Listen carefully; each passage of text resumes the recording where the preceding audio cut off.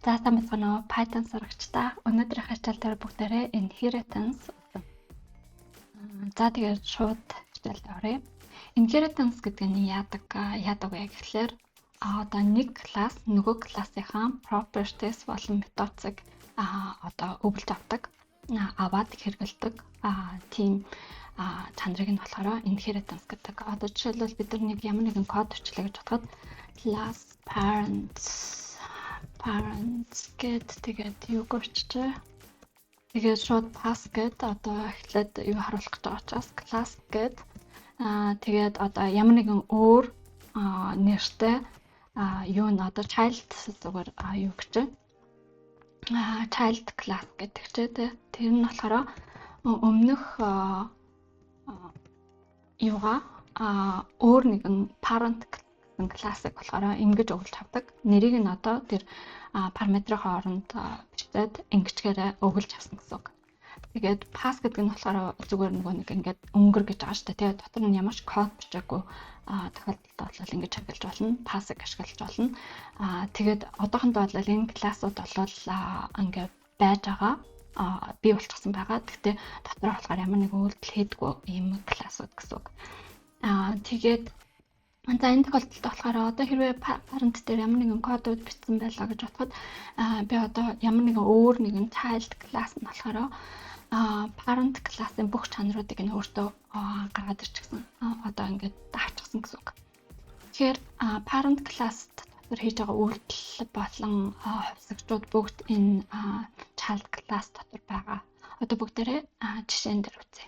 За тэгэхээр бүгдээрээ нэг үйлдэл хийдэг class бичээ. Vehicle гэдэг нь ямар нэгэн машин гэсэн үг те. Тэгээд move одоо хөдөлдөг тийм. Хөдөлдөг тийм. Одоо vehicle учраас vehicle юм болохоор ингээ хөдөлж явна те. Тэгээ тэр үйлдэлийг нэг одоо юм юу өчтэй. Dot бичээ. Тэгээд энэ нь болохоор print тэгээ бүгдээрээ нэг юм одоо vehicle is moving. Vehicle is moving гэд үйлдэл хийдэг ийм класс бичлээ. Тэгээд тэрнийхэн метод нь move нь болохоор vehicle is moving гэсэн үйлдэлийг пэндэлдэг тийм класс. За тэгэхээр ямар нэгэн өөр юу бичээ класс бичээ car гэсэн класс бичээ. Car нь болохоор vehicle inheritance. Тэнгүүд дотор нь бичээд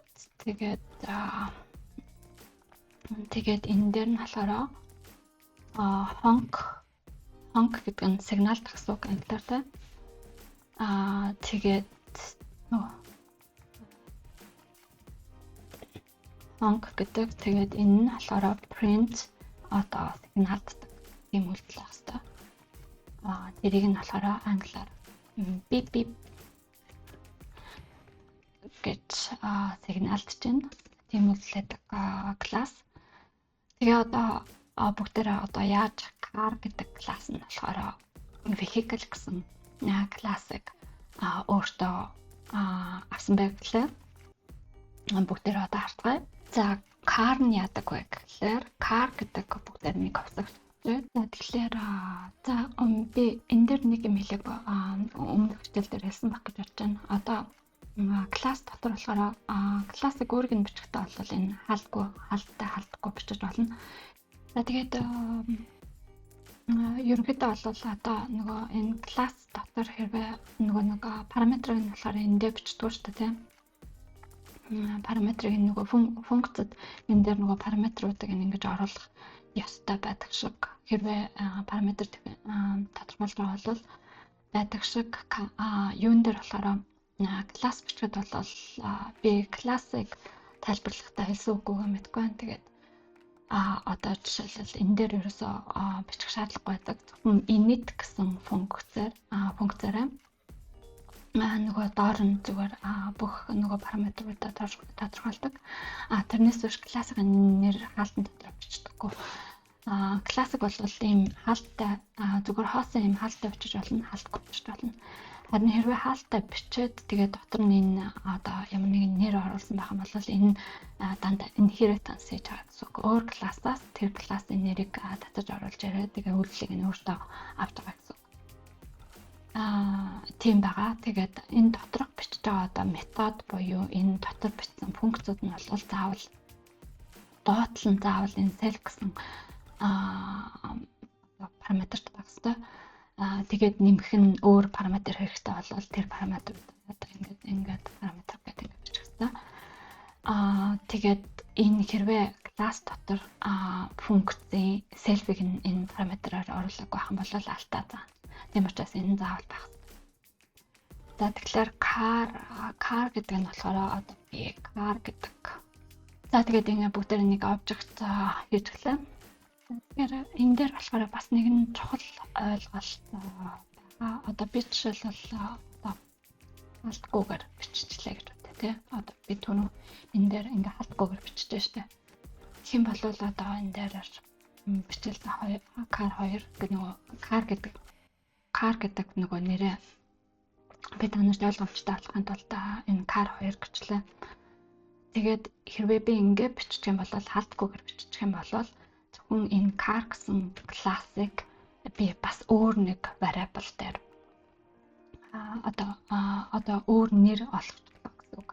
Тэгэхээр энэ car гэсэн класс ч болохоор бас нэгэн car 2 гэсэн классик бий болгочихдог гэсэн үг. Тэгээд my car одоо ямар нэгэн object энэ нь болохоор object creation болж байгаа биш. Одоо халтгүй хийх юм бол би халтгүйгээр ингэж татах юм бол тэгээд my car нэглгээд тэнцүү би car гэж болно. Тэгэх юм бол би нэг object одоо нэг object creation болчлаа гэсэн үг. Тэнгүүдээ car 2 гэдэг чинь өөр нэгэн одоо car гэсэн классаа өөр нэгэн нэр гэсэн шүү дээ. Тэгэхээр би car биш car 2 чинь хийчихсэн my car 2 гэдэг ингэх юм бол би нөгөө хоёр дахь нэр. Тэгээ хаалтаа нэгээд хаачих юм бол би ингээд хоёр object ижлэгэн object одоо гэсэн үг. Тэгэхээр энэ хоёр нэр нь бол хоёулаа энэ object-ыг зааж байгаа. За тэгээ одоо жоохон сэдвээсээ хадуураад явчихлаа. Одоо бүгдээрээ буцаад юулагаа орё. Энэ дээр my car гэдэг чинь нөгөө car гэдэг. My car.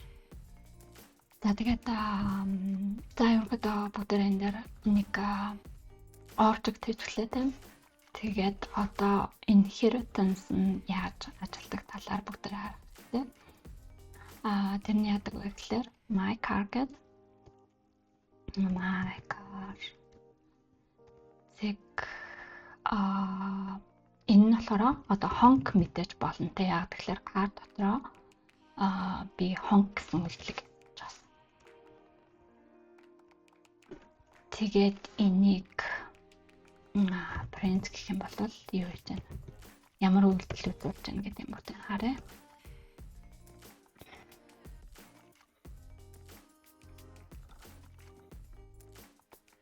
Тэгээ бүгдээрээ одоо print гэд нөгөө үйлдэл нь болохоор одоо энийг vehicle болохоор өөртөө үйлдэлийг нь авчихсан байгаа болохоор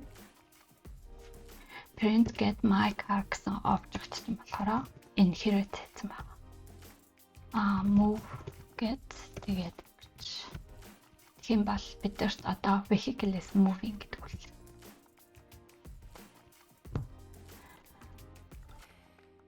Одоо энэ дээр нэг нөөнийг бас print хийгээд байгаа шүү дээ. Тэгсэн чинь нөгөө би ингэ бичсэн байна. Одоо класс дотор болохоор print гэдэг үйлдэл хийсэн байгаа. Тэгэхээр мэдээж би шууд хэрвээ энгүүгээрээ бичих юм бол надад шууд юу байна? Нэг одохон тайлгаж.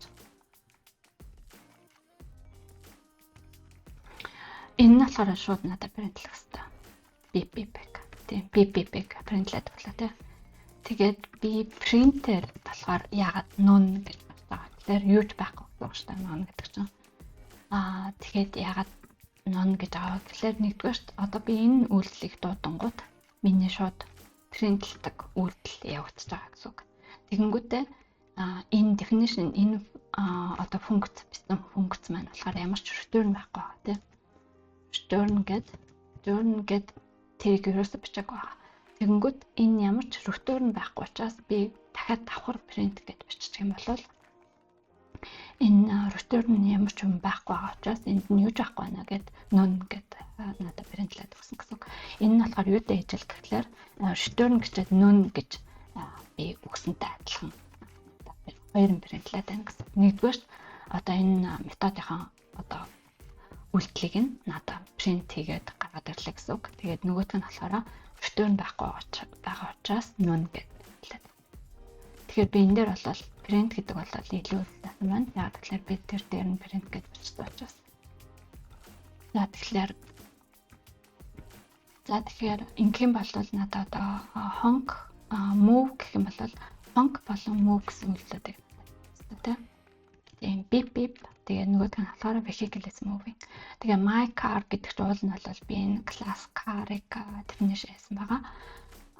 Биш object instance хийсэн байгаа тийм. Тэгэнгүүт my car чинь бас move гэсэн үйлдэлийг бас өөртөө авчихсан байх гэсэн үг тийм. Энэ нөгөө юу яадаг нь хэвээр байгаа юм.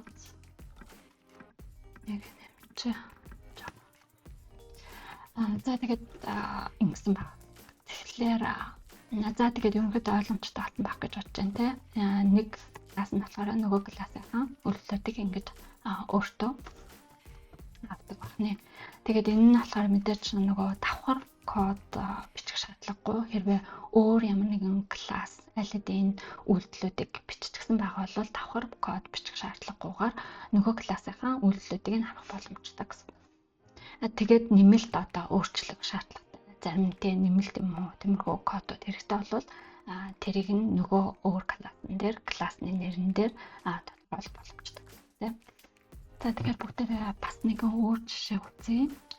Класс нь болохоор employee гэдэг тийм.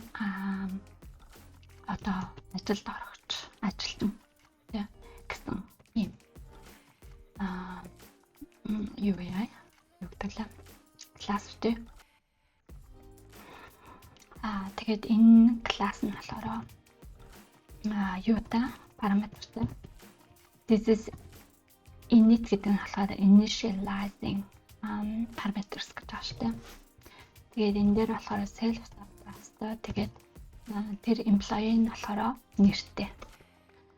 Тэгээд self init self name is name. Yeah. Гэсэн параметр зохиож байгаа гэсэн үг. Тэгэнгүүтээ дараагийн нь болохоор work гэдэг. Work гэдэг юу яа? Дат боёо функц тийм. Тэр нь болохоор юу гэдэг гэхээр employee is working гэдэг үйлдэлдэг ийм метод бичээ. За тэгээд өөр нэгэн бичээ тийм. Тэр класс нь болохоор зорилго нь тэр класс нь болохоор ерөнхийдөө тэр employee гэдэг. Одоо жишээлбэл manager classify тэр manager нь болохоор employee үйлдэлүүдийг нь тодорхойлдог. Тэгэнгүүт employee-г inherit болно. Тэгэнгүүтээ энэ нь болохоор үйлдэл хийдэг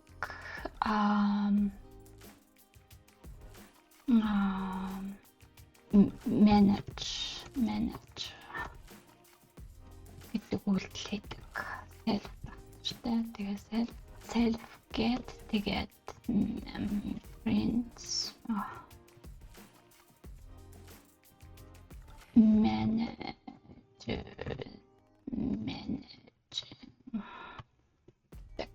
ийм үйлдэл хийдэг. Юу тэгэхээр одоо менежер гэдэг класс ч болохоор employee гэдгийн үйлдэлүүдийг авсан байгаа болохоор бас параметруудыг авсан гэсэн. Тэгэхээр бүгдээрээ одоо ямар нэгэн object хийлээ гэж бодоход бүгдээрээ зүгээр m гэж ячаа. m гэсэн instance хийтэй тэнгуүтэй manager тэгээд заавал нэг параметр өгөх хэрэгтэй. Яг тэгэхээр бүгдээрээ энэ дээр нэг параметр байгаа учраас заавал параметр өгөх хэрэгтэй. Тэгэхгүй бол алдаа заана. Яг тэгэхээр параметрын дутж байгаа учраас. За тэгэхээр anar my name engineer тэгээд manager энэ болохоор anar гэсэн параметр тий. Тэгэхээр m цэг одоо work гэх юм бол work гэх юм бол энэ нь болохоор employee is working. Employee is working гэсэн үйлчлэл чинь тий. Энэ дээр нь болохоор inheritance гэсэн байна. Тэгээд manage гэх юм бол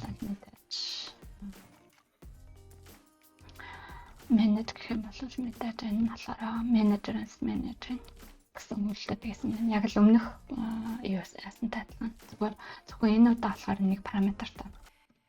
Одоо нэрийг нэг авсан ба. Тийм. За тэгэхээр би нөгөө анх классик тайлбарлахдаа энийг одоо тодорхой тайлбарлаж өгсөн хэсгээ одоо дахиад видеог харж болно л доо. Тэгтээ санахгүй байна. Тэгээд одоо энэ дээр би дахиад хэлээд өгчээ те. Одоо init гэдэг нь болохоор зөвхөн parameter construct гэж байгаа те. Initialize гэж авчаас. Энэ дээр болохоор ямар нэгэн параметрууд одоо орох хэвээр параметруудыг тодорхойлж өгч байгаа. Тэгээ энэ нь болохоор одоохондоо attribute болоогүй байгаа. Attribute юм уу property болоогүй байгаа. Attribute гэдэг чинь одоо шин чанар гэсэн үг. Property гэдэг нь бас шин чанар. Attribute ер нь за та нар юу гэж орчуулж байгаа нь хоёулаа бол ерөнхийдөө шин чанар гэсэнтэй ер нь утга нэг өгнүүд байгаа гэж бодож байна. Тэгээд энэ attribute гэдэг нь болохоор нэг instance-ийн одоо object-ийн attribute гэсэн үг. Нөгөөх нь болохоор бас зүгээр property гэж хэрэглэж болдог. Тэр нь ямар тохиолдолд болдог вэ гэхээр би одоо зөвхөн энэ параметрт нь ямар нэгэн тодорхой жишээ өгсөний дараа тэр нь энэ параметрын attribute нь болж байгаа гэсэн үг. Одоо эсвэл instance-ийн attribute болж байгаа гэсэн үг. Эсвэл энийг болохоор property гэж хэлдэг. Гэдгийг санд аваарай. Энэ дээр бол зөвхөн параметр тодорхойлж одоо энэ бий болгож construct болгож өгч байгаа тийм. Энэ дээр нь болохоор ямар нэгэн яг тодорхой attribute-ийг нөгж байгаа. Шин чанарыг нь би одоо гэж хийж өгч байгаа гэсэн үг. Тэгээ одоо anar гэдэг нь одоо тэр нэг attribute нь болчихлоо гэсэн үг шүү. За тэгэхээр одоо энэ inheritance-ийн хамгийн сүүлийн жишээг нь бүгдээрээ үзье. Одоо энэ дээр болохоор юу яа. Бүгдээрээ юу үзэх вэ гэхээр одоо ямар нэгэн амтан байна тий. Амтан байна. Тэгээд тэр амтан нь болохоор ямар нэгэн үйлдэл хийдэг тий. Definition sound тий. Speak гэж зав. Тэр амтан нь одоо ямар нэгэн дуу гаргадаг тий. Тэгтээ тэрийг зүгээр speak гэж хэлчихэ тий. Тэгэнгүүт self тэгээд тэр speak нь болохоор print яаж тэр ямар нэгэн чимээ гаргадаг те. Тэр яаж байгаа нь болохоор ямар нэгэн. Тэгэхээр бүгдээрээ одоо ямар нэгэн өөр нэг класс бичээ. Тэгээд тэр нь болохоор жишээлбэл dog. Dog нь болохоор animal-ыг inherit болдог.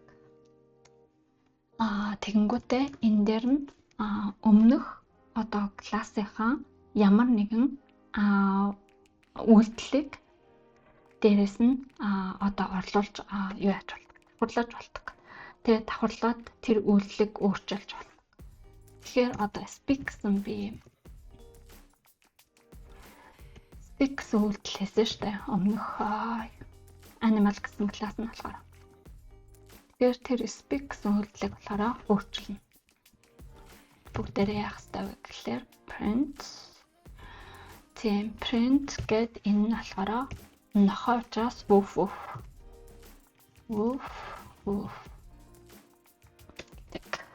ингэж болдог. Тэгэнгүүт одоо ямар нэгэн my dog гэдэг object тэгэнгүүт энэ дээр нь бүгдээр параметр бичиг учраас ингээд тавьсан. Тэгэнгүүтээ my dog нь болохоор одоо speak гэх юм бол woof гэсэн гэнэ. Woof. Тийм woof. Тэгээд нөгөө өмнөх метод нь болохоор орчуулдаг. Ингэж болдог ахна.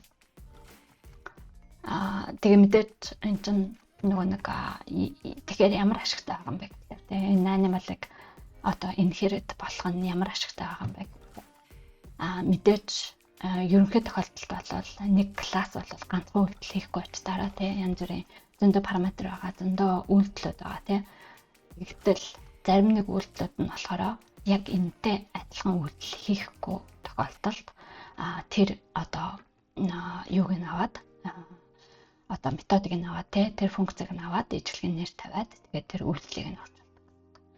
Их боломжтой байдаг байна. За тэгээ өнөөдөр бүгдээрээ inheritance үзлээ, бүгдээрээ дараагийнхаа хичээл дээр abstraction юм уу эсвэл polymorphism хоёрын нэгийг нь үзнэ. Тэгээд би харж байгаа алийг нь эхлээд үзгээ. Бүгдээрээ шийддэг. За тэгээд өнөөдөр болохоор 19 дугаар хичээл байлаа. Дараагийн хичээл дээр бүгдээрээ уулзлаа. Түр баярлалаа.